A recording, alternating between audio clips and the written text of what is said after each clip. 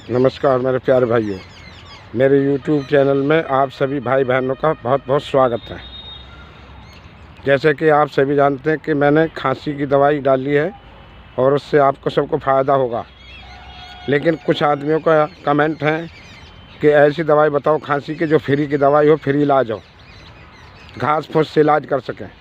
तो मैं आपके सामने एक ऐसा नुक्ता लाना जा रहा हूँ कि कैसी भी खांसी हो, चाहे ठंड की हो, सर्दी की हो, कैसी भी खांसी हो, अगर उस फार्मूले को आप अपनाओगे तो आपकी खांसी हमेशा हमेशा के लिए ख़त्म हो जाएगी। अभी मैं आया हूँ यहाँ पौधों के पास जंगल में और मैं आपको पौधा दिखाता हूँ। लेकिन मेरी वीडियो देखने के बाद मेरा आपसे रिक्वेस्ट है कि आप मेरे चैनल को लाइक व सब्सक्राइब ज़रूर करें। अब देखो मैं आपके सामने पेड़ दिखाता हूँ।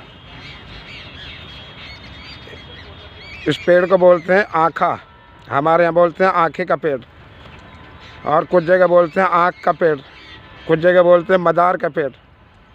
तो आँखें का पत्ता पीला, जो पका हुआ पत्ता है पीला, उस पीले पत्ते को तोड़ने के बाद इकट्ठे करो और उसको आग में जला दो। आग में जलाने के बाद उसकी राख बन जाएगी, पाउडर बन जाएगा। उस पाउडर को एक डिब्बे में भर के रख लो। जिस किसी भाई बहन को खांसी, कैसी भी खांसी हो, एक शहद की शीशी लाओ और इतनी भरो चुटकी में और शहद में मिलाओ और खाली पेट चाटो और शाम को चाटो। वो चाटने के बाद आध घंटा 1 घंटा तक पानी ना पीना है ठंडा।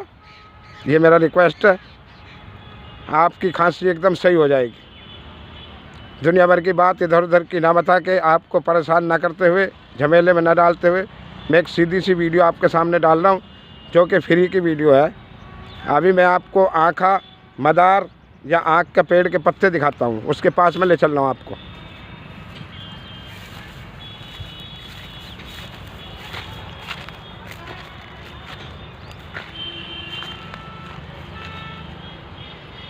ये देखो, ये पेड़ है आँखे का, जो कि सभी जानते हो कि आँखा मदार। इस पेड़ की पहचान है, जिस पेड़ को कहते हैं कि इसका दूध बहुत संभल कर तोड़ना चाहिए। इसके पत्ते को ऐसा तोड़ना चाहिए कि इसका दूध आँख में न गिर जाए। बस ये ध्यान रखना है, आँख में नहीं गिरे, आँख में नुकसान करेगा इसका दूध।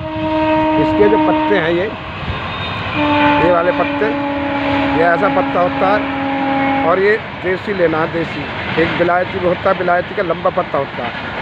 आपको देसी लेना है, देसी। और पीले पत्ते पके हुए उसकी राख बना के शहद में चाटनी है। एक दिन जिस दिन खाओगे उसी दिन से आपको आराम लगना शुरू होगा। सभी का फ़ायदा हो जाएगा।